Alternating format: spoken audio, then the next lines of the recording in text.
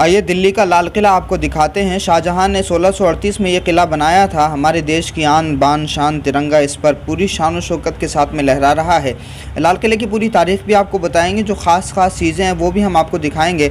जब आगरा से कैपिटल शाहजहां ने दिल्ली मुंतकिल करना चाहा तो इसी दिल्ली के अंदर ये लाल किला बनाया था। ये प्राइम मिनिस्टर हाउस था, उस ज़माने का ये वज़ीर आज़म हाउस था। 1638 से 1648 तक ये बनता रहा, यानी पूरे 10 साल लगे इसको कंप्लीट करने के लिए।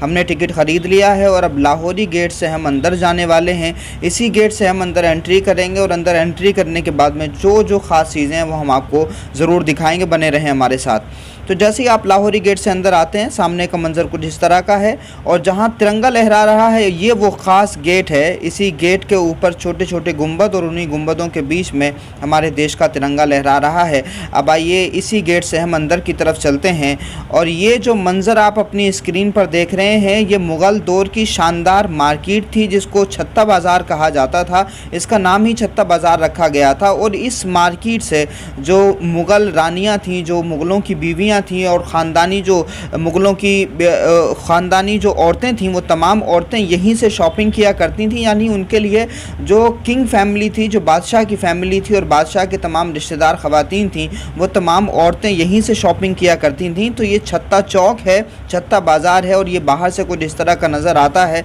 आप देखेंगे पूरा लाल पत्थर का यहाँ पर ज़बरदस्त इस्तेमाल हुआ है। जैसे ही आप अंदर की तरफ जाएंगे तो इस तरह से आपको नज़र आएगा। पूरी तरह से आप जब अंदर जाएंगे तो इसमें ये पूरा छत्ता बाज़ार, छत्ता चौक आपको इस तरह खूबसूरत नज़र आएगा। दोनों तरफ दुकानें बनी हुई हैं, बीच में आने जाने का रास्ता है। शानदार मार्केट है ये उस ज़माने की। आज भी यहाँ पर दुकानें खुली हुई हैं और आज भी जो लोग जाते हैं तो वो यहाँ से सामान ख़रीदते हैं। जो कल्चरल सामान है वो यहाँ पर मिलता है। तो ये मुग़लों के ज़माने की मार्केट थी जो मुग़ल हुक्मरान शाहजहां ने सिर्फ़ ख़ानदानी औरतों की ख़रीदारी के लिए बनाई थी। तो यहाँ से मुग़ल की बीवियाँ, बादशाह की बीवियाँ यहाँ से सामान ख़रीदा करती थी। अब आइए हम थोड़ा सा और अंदर चलते हैं और इसको देखते हैं। यहाँ से जब आप देखेंगे तिरंगा तो और ज़्यादा खूबसूरत आपको नज़र आएगा। तो अब आइए आगे की तरफ चलते हैं और यहाँ ये देखते हैं कि जब आप छत्ता चौक से आगे बढ़ेंगे तो ये नक्कार खाना आपको दिखाई देगा। यानी ये वो नक्कार खाना है कि जिस नक्कार खाने से बादशाह की आने की ख़बर दी जाती थी कि बादशाह अब आने वाले हैं। यहीं पर ढोल बजाया जाता था और यहीं से ऐलान किया जाता था कि बिल्डिंग कुछ इस तरह से बनी हुई है। नक्कार खाने का मतलब है कि यहाँ पर ढोल होता था, वो बजाया जाता था। इस बिल्डिंग के अंदर बहुत ज़बरदस्त कैलीग्राफी यानी ख़त्ताती की गई है और इसमें आप देख सकते हैं बेल बूटे भी बनाए गए हैं। साथ में अरबी में अलग अलग ख़त कूफ़ी में जो है यहाँ पर आयतें भी लिखी हुई हैं, जो आपको इस वक्त अपनी स्क्रीन पर दिखाई दे रही हैं। तो ये बड़ी ज़बरदस्त ख़त्ताती यहाँ पर की गई है जिसको कैलीग्राफी कहा जाता है। रेड स्टोन का इस्तेमाल इस इमारत में भी हुआ है, यानी लाल पत्थर का इस्तेमाल हुआ है। अंदर बहुत ज़्यादा लाल पत्थर इस्तेमाल नहीं हुआ, लेकिन दोनों तरफ गेट पर आप देखेंगे तो लाल पत्थर का इस्तेमाल है। और दूर से जब आप नक्कार खाने को देखेंगे तो आपको इस तरह से ये नक्कार खाना नज़र आएगा। इसी के अंदर बादशाह जो है आते थे तो यहाँ ही से ख़बर की जाती थी और सबको ख़बरदार किया जाता था।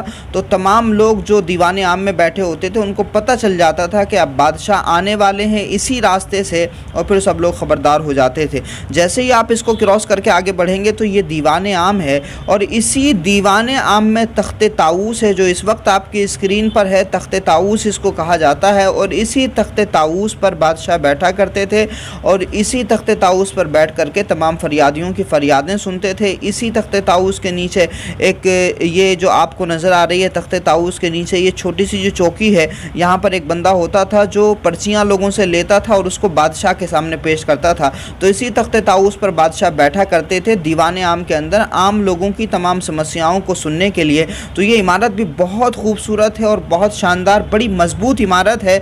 अलग अलग जगहों पे बड़े मजबूत पिलर भी यहाँ पर बनाए गए हैं। इसको पूरी तरह से मेहराबों से सजाया गया है।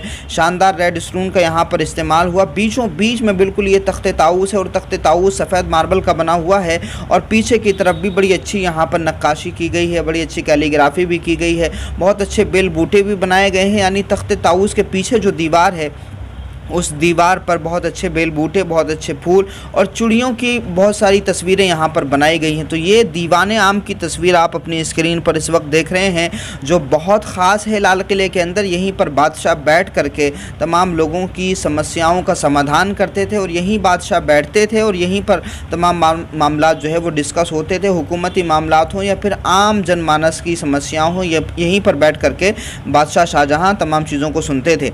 और फिर जैसे ही आप इसको देखेंगे बाहर से कुछ इस तरह का नज़र आएगा। तो ये सिर्फ इसीलिए बनाया गया था, दीवाने आम का मतलब होता है तमाम आम जनता के लिए जो दीवान बनाया गया। तो यहीं पर सारे के सारे लोग बैठते थे, ये दीवाने आम है। अब आइए आगे की तरफ हम बढ़ते हैं, कुछ और देखते हैं। ये मुग़ल दौर का ये बैठने के लिए उस ज़माने में जिस तरह से आज कुर्सियाँ बनाई जाती हैं वैसे ये भी लगाए गए थे। तो आज भी लोग यहाँ पर बैठते हैं।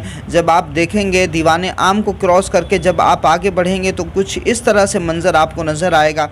दीवाने आम के बाद में आप देखेंगे जैसे ही आप दीवाने ख़ास की तरफ बढ़ते हैं तो ये आपको नहर बहिश्त नज़र आएगी। इसका नाम नहर बहिश्त है और ये नहर बहिश्त इस वजह से है क्योंकि इसमें जो पानी आता था इसी का पानी पूरे महल में सप्लाई होता था और उसी सप्लाई की वजह से चूँकि पूरे कैंपस में ग्रीनरी बहुत है, पेड़ बहुत ज़्यादा हैं और फिर यहाँ से जब पानी सप्लाई होता था और पानी पूरे महल में पहुँचता था, उसकी वजह से जो पानी आता था, जो हवाएँ आती थी तो वह हवाएँ ठंडी होकर के आती थी। इस वजह से इसको नहर बहिश्त कहा जाता था और यहाँ से वाटर सप्लाई का यानी पानी की सप्लाई का बहुत शानदार इंतज़ाम जो है लाल किले में था। और इसी वजह से आप ये देख रहे हैं कि बादशाह के बैठने की जगह है सामने जो आप अपनी स्क्रीन पर देख रहे हैं। फिर वहाँ पर वहीं आगे थोड़ा सा फुवारा है और इसी फुवारे में पीछे जो जमुना बहती थी वहाँ से पानी आता था और पानी होते हुए इस सुराख से नीचे आता था, यानी इस सुराख से आता था पानी और फिर यहाँ से गुजर करके आगे की तरफ बढ़ता था। मैं आपको दिखाता हूँ,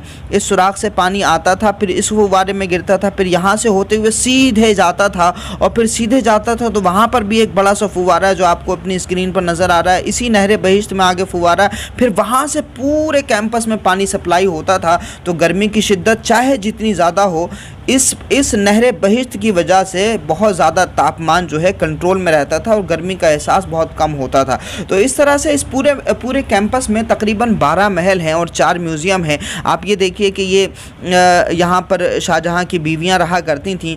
तो ये जो है इस पूरे महल में आप देखेंगे कि इस पूरे महल में भी हवाओं का बहुत शानदार इंतज़ाम है और बहुत शानदार मौसम को मेंटेन करने का, मौसम को कंट्रोल करने का इस महल में भी ज़बरदस्त इंतज़ाम है। तो यहाँ पर तमाम महल की जो बीवियाँ थीं वो रहा करती थीं और इसको रंग महल कहा जाता है क्योंकि इसको बहुत सारे रंगों से बनाया गया है। इसमें नक्काशी बहुत अच्छी की गई है। तो पूरे कैंपस में आपको ग्रीनरी नज़र आएगी। ये पीछे जमुना बहती थी और यहीं का जो पानी था वो पीछे जमुना का पानी था और यहीं से फ़िल्टर होकर हवा आती थी। तो फिर जब हवा आती थी तो उस पानी को भी और हवा को भी पूरी तरह से फ़िल्टर करके पूरे कैंपस में पहुँचाया जाता था। और आज भी जब गर्मी में लू चल रही है तो यहाँ पर आपको बहुत कम गर्मी का एहसास होगा। हर जगह हवा ठंडी आपको महसूस होगी जब आप इसके अंदर आएंगे। तो इस जगह से पानी जो है सप्लाई होता था पूरे महल के अंदर और फिर उसी पानी की सप्लाई की वजह से, वाटर सप्लाई की वजह से तापमान अच्छा रहता था इस नहर बहिश्त के ज़रिए। अब आप जैसे ही आगे बढ़ेंगे तो आपको कुछ इस तरह से दीवाने ख़ास नज़र आएगा। यहाँ बादशाह और उसके वज़रा बैठा करते थे, यानी जो हुकूमत के ख़ास लोग होते थे बादशाह के साथ सिर्फ वही लोग बैठा करते थे। पहले दीवाने आम आपको दिखाया और ये दीवाने ख़ास है जो बहुत अच्छी इमारत है और इस इमारत को भी बहुत ढंग से, बड़े सलीक़े से तैयार किया गया। दीवाने ख़ास के नीचे ये रास्ता है जो जमुना की तरफ खुलता है और दीवाने ख़ास के पीछे ही आप हम्माम भी देख लेंगे जहाँ पर बादशाह नहाया करते थे और तमाम बीवियों के नहाने का इंतज़ाम भी इसी हम्माम खाने में था। ठंडे पानी का और गर्म पानी का इस्तेमाल भी यहाँ पर किया जाता था। तो ये बहुत खूबसूरत बनाया गया है और इसमें बेल बूटे बहुत अच्छे बनाए गए हैं। यहीं पर बादशाह बैठते थे, पीछे से जमुना बहती थी, हवाएँ आती थीं और फिर उसका लुत्फ़ जो है पूरी तरह से उठाया जाता था। इमारत बहुत खूबसूरत है, बहुत अच्छे पेड़ बूटे यहाँ पर बनाए गए हैं, फूलों की नक्काशी यहाँ पर की गई है, सफ़ेद मार्बल का ज़बरदस्त इस्तेमाल हुआ है। बहुत शानदार इमारत है और ये पत्थर हमेशा ठंडा रहता है। इस पत्थर पर चाहे जितनी गर्मी हो कोई फ़र्क नहीं पड़ता। गर्मी का ये सर्दी में गर्म रहता है और गर्मी में ठंडा रहता है ये पत्थर जो इस वक्त यहाँ पर दीवाने ख़ास में लगा हुआ है। तो जैसे ही आप दीवाने ख़ास के आसपास में देखेंगे तो और भी बहुत सारी इमारतें यहाँ पर बनी हुई हैं हैं। तकरीबन 12 महल हैं, अलग अलग महल हैं, तमाम बीवियों के लिए भी बनाए थे, तमाम वज़ीरों के लिए भी बनाए थे। शाहजहाँ ने पूरा इंतज़ाम इसको किया था, पूरा डिज़ाइन इसको किया था। ये आपके स्क्रीन पर मोती मस्जिद है जो औरंगज़ेब आलमगीर ने बनाई थी, अपने पर्सनल इस्तेमाल के लिए ये मस्जिद बनाई थी और बादशाह यहीं पर नमाज़ पढ़ा करते थे। ये मोती मस्जिद है, तो ये भी बड़ी खूबसूरत है। सफ़ेद मार्बल का इसमें भी इस्तेमाल हुआ, यहाँ पर भी जालियाँ बहुत अच्छी लगाई गई हैं। सफ़ेद मार्बल के इस्तेमाल से ख़त्ताती और नक्काशी और कैलीग्राफी बहुत अच्छी यहाँ पर की गई है। तो ये मोती मस्जिद है। अब मोती मस्जिद से जैसे ही आप दूसरी तरफ आगे बढ़ेंगे तो आपको यहाँ पर ज़फ़र महल भी दिखाई देगा और वाटर सप्लाई आपको यहाँ पे दिखाई देगी, यानी पानी की सप्लाई आपको हर जगह मिलेगी, क्योंकि दिल्ली की गर्मी हमेशा बहुत ज़्यादा रही है। तो इस वजह से दिल्ली की गर्मी को कंट्रोल करने के लिए और बादशाह के महल में गर्मी का तापमान कम रहे और मौसम को सही रखा जा सके, इसलिए वाटर सप्लाई का ये मजबूत इंतज़ाम हर जगह आपको दिखाई देगा इसके अंदर। और ये आप देख रहे हैं ज़फ़र महल है आपकी स्क्रीन पर। दीवाने आम के पास से आपको नक्कार खाना बिल्कुल करीब नज़र आएगा। नक्कार खाने को जैसे ही आप पार करेंगे तो ये दीवाने आम है। नक्कार खाना बजाया जाता था, दीवाने आम में लोगों को पता चल जाता था कि बादशाह आने वाले हैं। अब आप थोड़ा सा और देखिए, म्यूज़ियम भी है लाल किले के अंदर और उस म्यूज़ियम में बहुत सारी तारीख़ी चीज़ें हैं। और ये सेंट्रल जेल है उस ज़माने की, जहाँ पर बहुत सारे हिंदुस्तान के उन तमाम वीरों जवानों को रखा गया। तो आज भी ये बनाई गई है। म्यूज़ियम में बहुत सारी चीज़ें हैं। ये बहादुर शाह ज़फ़र का शंख है जो वो बजाया करते थे। उसके अलावा यहाँ पर बहुत सारी चीज़ें उनकी इस्तेमाल किए हुए तीर कमान भी यहाँ पर मौजूद हैं, आपको अपनी स्क्रीन पर नज़र आ रहे हैं। वो तमाम निशानात अभी भी बाकी हैं, कुछ आपको यहाँ पर ख़त भी बहुत सारे दिखाई दे रहे हैं। उनके जो खतूत थे वो भी आपकी स्क्रीन पर आपको इस वक्त नज़र आ रहे हैं। उन्होंने जो लिखा है, उनकी जो तहरीरें हैं वो भी आज तक मौजूद हैं। ये बहादुर शाह ज़फ़र का कलमदान है और उसके अलावा उनकी तहरीरें भी यहाँ पर मौजूद हैं। बहादुर शाह ज़फ़र ने जो लिखा था वो तमाम चीज़ें भी यहाँ पर मौजूद हैं, यानी उनकी लिखी हुई तहरीरें यहाँ पर मौजूद हैं। उसके अलावा म्यूज़ियम में बहुत कुछ ऐसा है जो देखने से ताल्लुक़ रखता है, ख़ास तौर से 1857 से लेकर, यानी गदर से लेकर के आज़ादी तक 1947 तक जो चीज़ें थीं वो तमाम चीज़ें तारीख़ी और हिस्टोरिकल तमाम चीज़ें जो हैं वो म्यूज़ियम में मौजूद हैं लाल किले के, जो बहुत दिलचस्प हैं और वो देखने से ताल्लुक़ रखती हैं। इसलिए कभी भी आप लाल किला आएँ तो इन तमाम चीज़ों को देखिए। बहादुर शाह ज़फ़र की ड्रेस है जो आपकी स्क्रीन पर है।